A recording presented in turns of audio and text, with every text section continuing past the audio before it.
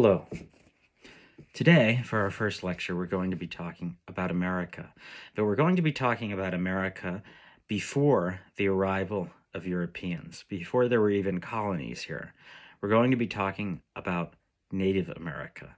And what we're going to learn is that Native America had a very significant and dynamic history before the arrival of Europeans, something that is often not sufficiently understood. We're also going to come to understand that uh, far from the stereotypes that we might have about Native American life, stereotypes that you may not hold, but that are nevertheless common, that Native Americans lived in a sort of perfect harmony with nature, that they existed somehow in an extraordinarily peaceful or egalitarian kind of state. We're going to learn that those things are not necessarily true. We're going to learn that Native American civilization could match European civilization both in the scope of its accomplishment and in the scope of its violence and exploitation. We're going to do that by looking at a couple of civilizations that are mentioned in your textbook, the Puebloan civilization and the Mississippian civilization. Now, let's just briefly talk a little bit about how Native Americans got here. So Native Americans probably got here over the Bering Land Bridge, which was a strip of land that used to connect what would now be the Russian Far East and what would now be Alaska, probably around 20,000 years ago. And the current estimate is that probably the peak pre-contact civilization, or the peak pre-contact population, was somewhere in the millions, somewhere around 5 to 7 million. But estimates vary widely, and this is actually a controversial issue. You can find estimates that are a lot higher than that, and estimates that are significantly lower. But let's talk a little bit about these civilizations and what makes them so interesting. A lot of people don't seem to realize that there were major urban empires that existed in the territory of the contemporary United States. A lot of people know about the Aztecs in Mexico, but not as many people are aware of the Puebloan and Mississippian civilizations, which are truly extraordinary and fascinating human accomplishments. So the Puebloan civilization was centered in the modern southwestern U.S., and its epicenter is a city in Chaco Canyon in New Mexico, which probably contained about 15,000 people living there. And it contains some really, really extraordinary architecture, some really gigantic buildings. And we're going to talk about those buildings in a moment. But I also want to talk about the conditions that maybe gave rise to this city. We find that this city and the city of Cahokia, which was an epicenter of the Mississippian civilization, arose kind of around the same time. And they arose during a certain period in world history that we call the medieval warm period. And their histories don't exactly line up with the duration of this period, but there is a rough alignment there. So the medieval warm period began around 900 AD and ended around 1300 AD. And as the name implies, it was a period when temperatures were on average warmer. And that meant a longer growing season. It meant greater fertility and greater agricultural abundance. And we saw both in Europe and in North America an expansion of the kind of populations that could be sustained as agricultural conditions improved. And we also saw a sort of agricultural revolution, a sort of improvement in the methods of growing crops in both Europe and North America around this time. And in North America, it took the form of the introduction and spread of what you may have heard of called the Three Sisters, or corn, beans, and squash, this extremely nutritious combination of vegetables which could be grown in North America and during the medieval warm period could be grown in great abundance. And so that was the condition that helped facilitate the establishment of this city in the modern-day southwestern United States. The thing that's so interesting about this city is that it required extraordinary intervention in the landscape. Okay. And again, this goes against a kind of idea we might have that native people always lived very lightly on the land and didn't alter their environment in significant ways. To give an example, these buildings, which included up to 700 rooms and the largest ones, required hundreds of thousands of log beams to construct them. Okay. And these log beams, I'm talking about things that were basically the size of entire trees.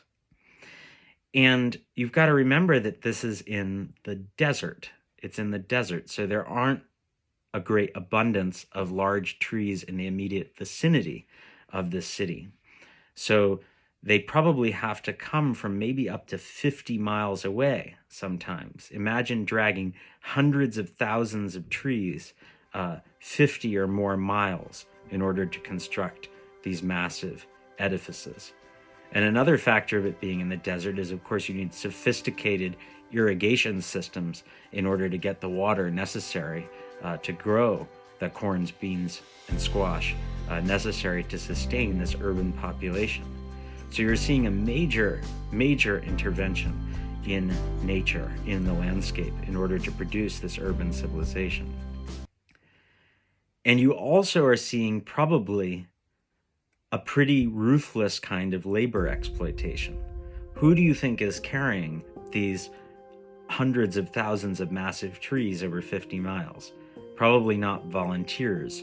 And most scholars agree that it was probably a slave labor force.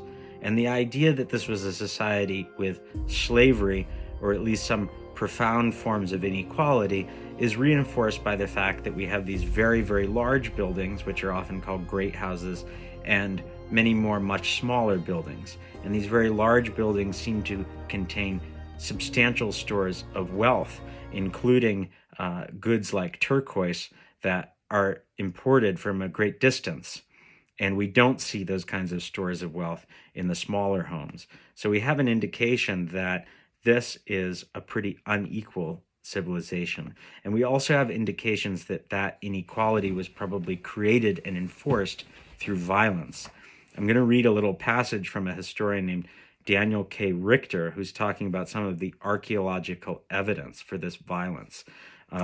He says, during the period of pacification, a remarkable level of violence continued, marked by what one archaeologist euphemistically calls, quote, non-formally buried bodies, fragmented burials, and processed human remains, evidence of what can only be interpreted as bloody massacres of entire families and communities appears in many outlying settlement sites, as well as in several of Pueblo Bonito's, this is the largest building, the one with 700 rooms, as well as in several of Pueblo Bonito's many rooms, where victims seem to have been brought to endure public deaths that may have involved ritual cannibalism. Now, I'm not sharing this in order to suggest that the Puebloans were somehow bad people.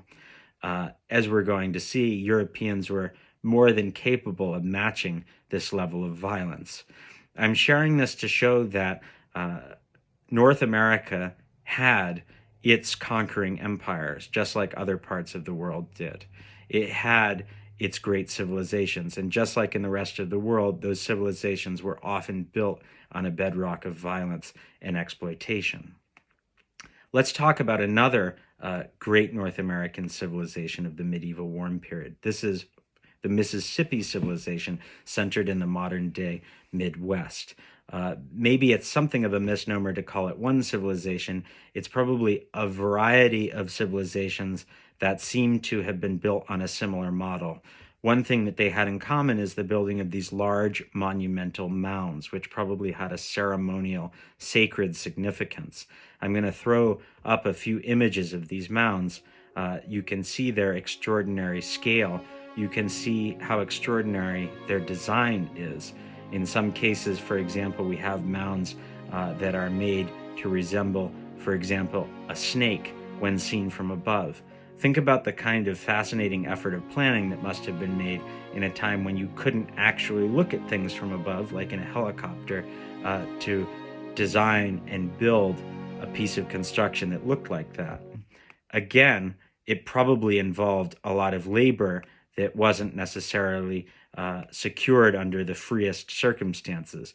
And we also have in the central Mississippian city of Cahokia a similar situation in which you have evidence of large mounds in the center and smaller settlements on the periphery, indicating perhaps domination and extraction of tribute by a centrally located class of people.